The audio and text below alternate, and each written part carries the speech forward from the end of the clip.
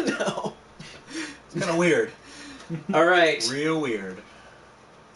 Aphorism 220. No, I'm sorry. We just did 220. Aphorism 221. It does happen, said a moralistic pedant. Nietzsche calling someone a moralistic pedant is beautiful. It does happen, said a moralistic pedant and dealer in trifles, that I honor and exalt a man free of self-interest, not because he is free of self-interest, but because he seems to me to be entitled to profit another human being at his own expense. Enough. The question is always who he is, and who the other person is. In a person, for example, who is called and made to command, self-denial and modest self-effacement would not be a virtue, but the waste of a virtue. Thus it seems to me. Every unegoistic morality that takes itself for unconditional and addresses itself to all does not only sin against taste, it is a provocation to sins of omission, one more, seduction under the mask of philanthropy, and precisely a seduction, an injury for the higher, rarer, privileged. Moralities must be forced to bow, first of all, before the order of rank. Their presumption must be brought home to their conscience, until they finally reach agreement that it is immoral to say, what is right for one is fair for the other. Thus my moralistic pedant and bonhomme, does he deserve to be laughed at for this admonishing moralities to become moral? But one should not be too right if one wants to have those who laugh on one's own side. A grain of wrong actually belongs to good taste. That is complicated. Can you read what the pedant says one more time? We need to find this guy. Understood? Gotcha. It says a moral pedant might say or something. A moral pedant might say. Isn't that the very beginning of the thing?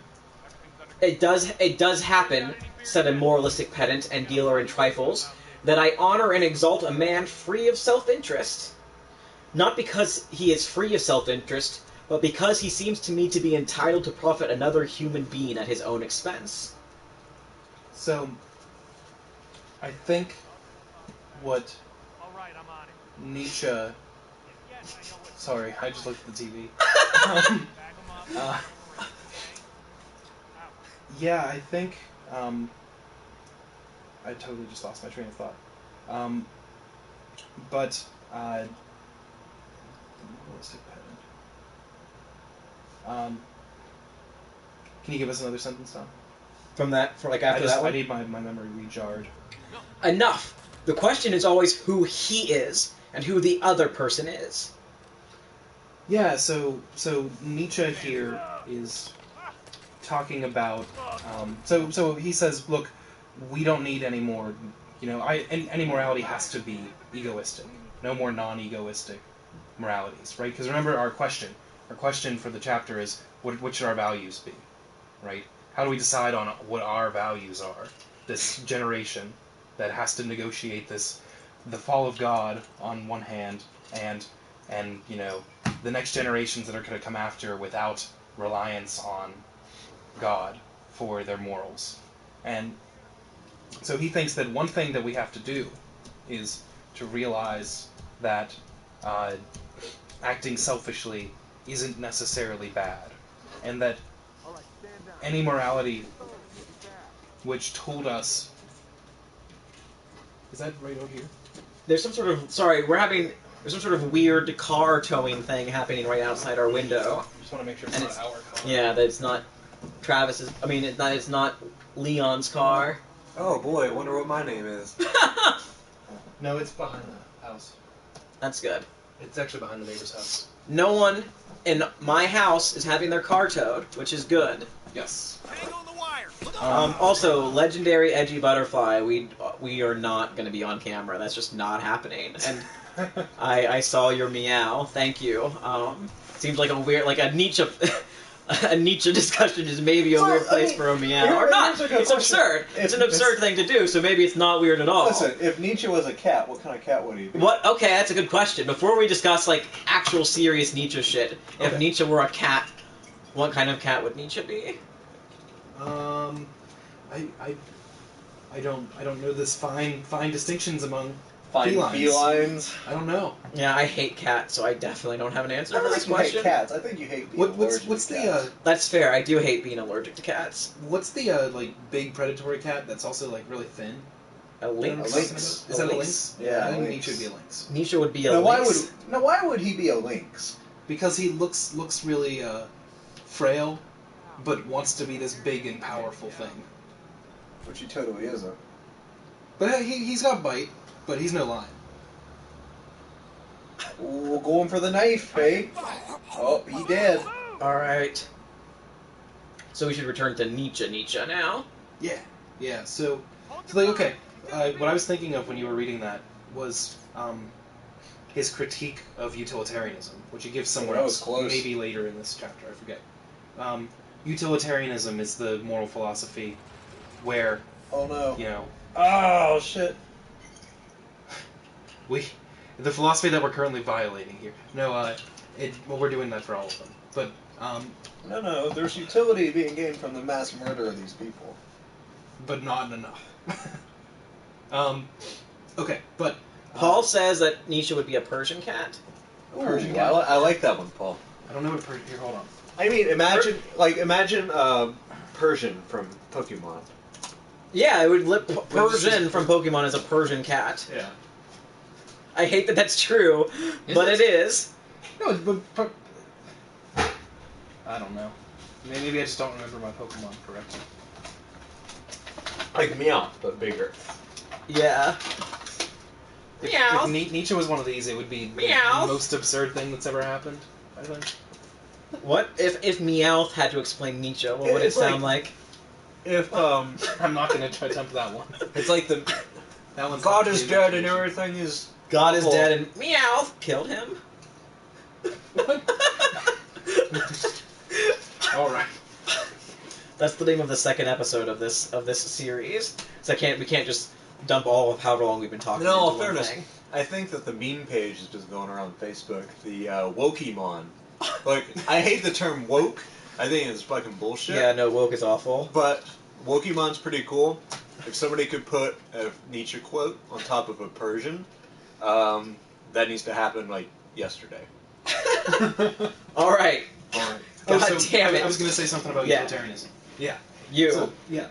So utilitarianism, moral philosophy. There's a couple different forms, but the basics are: one, we count everybody equally, and potentially animals, but at least everybody equally. That was a good Did shot. somebody do it? Do what? The Persian thing? No. I saw you start to smile. Okay.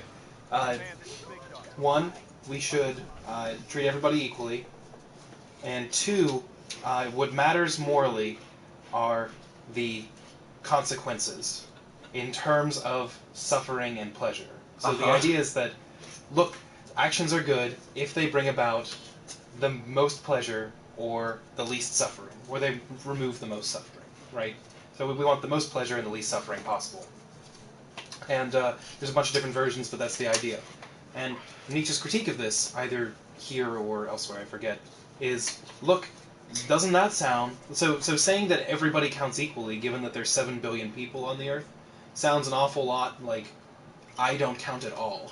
You know, a moral system where everybody's equal, and a moral system where my interests don't matter literally at all, are virtually the same in outcomes.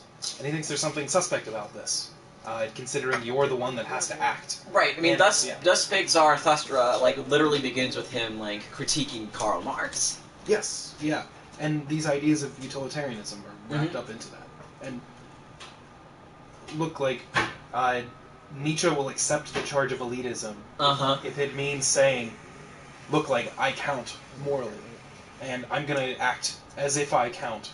And if that, and it seems that entails that I'm not a utilitarian, because, like I just said, utilitarianism seems to say that, I virtually don't count at all. Because the system where I'm included and the system where I'm not included end up with pretty much the same exact actions all the time. Oh, buddy. There's an interesting amount of nuance there, but I also have this gut instinctual disagreement that I'm not sure that I can articulate. Yeah. Yeah, no, I mean, on the charge of elitism, there is a whole thing, a whole literature for Nietzsche.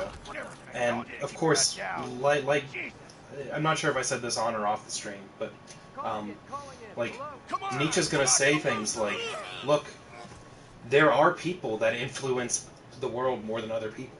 Like Beethoven, he thinks, and Wagner influenced the world a lot more than some average working person. And he's gonna say that. And he's going to say, look, if you have to ignore facts like that to get your morals to work, then your morals are suspect. I'm not saying that I necessarily agree with this, by the way. No, yeah, anytime that we talk about what Nietzsche's saying, we're talking about what we think Nietzsche is saying. Yes, absolutely. We have not at any point in this entire thing, we maybe should have mentioned this earlier, at no point are we implicitly agreeing with our interpretations of Nietzsche's intentions as a writer. Yes. Good God, no. I think he has some cool stuff in it. Yeah, I think he has a lot of really interesting things to say. He's a beautiful writer. He has extraordinary prose and maybe the best comedic sense of timing of any of the philosophers. Yeah. Maybe not even maybe just like obviously and definitely. I would say probably, yeah. But he has some really shitty beliefs. He also has a lot of things that still seem radical today that I kind of agree with. Yeah. Like we were reading something he was saying about he was critiquing anti-Semitism in something that we were reading earlier, and it was all incredibly prescient.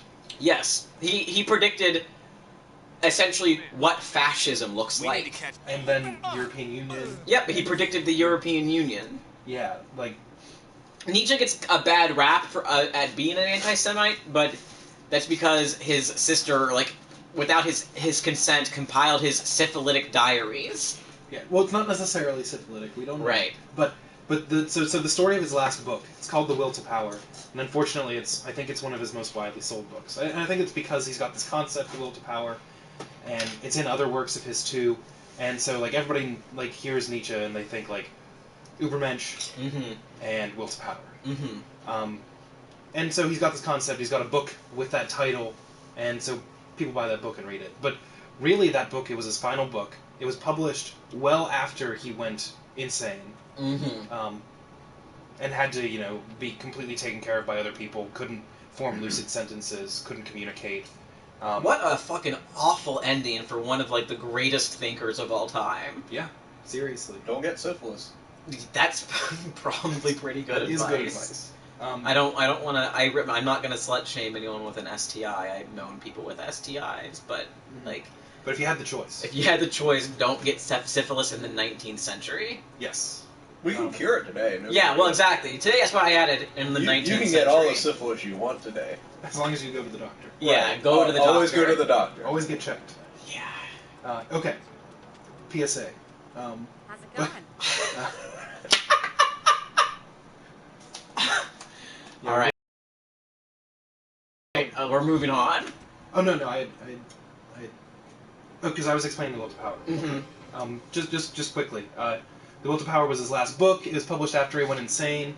It was collected from his diaries by his sister, who was in charge of his works after he went insane, and was also caretaking him, I think, for most of the time. And his sister was a member of the Nazi Party, and just literally a Nazi, and took his works and put them together in a way that scholars today think was illicit. Of course, he wrote the things, but most of it was written while he was insane. Right. And the rest of it was sort of just thrown in opportunistically by her, and was then used by Nazis as a way to say, look at this great philosopher that supports us. So it has this awful history. The actual Nazi philosopher was Heidegger. Yeah, no, Heidegger was just totally Nazi. And Schmidt. And Carl Schmitt was also just a literal Nazi. Yeah, those were the actual Nazis. Yeah. Heidegger, questionable how much it affected his philosophy. Schmitt absolutely affected his philosophy. Schmidt's entire philosophy was about how to create this system of fascism. Yeah. Yeah, and you can actually learn quite a lot from it. Like, we were talking about him the other day. Yeah, no, we were specifically talking about him the other day, in regards to what are the critical flaws of classical liberalism, and how do you fix them in a way that isn't fascism? I think the only answer is like global intersectional socialism, but how do you do that in 2016? I mean, what are the first steps? 2017.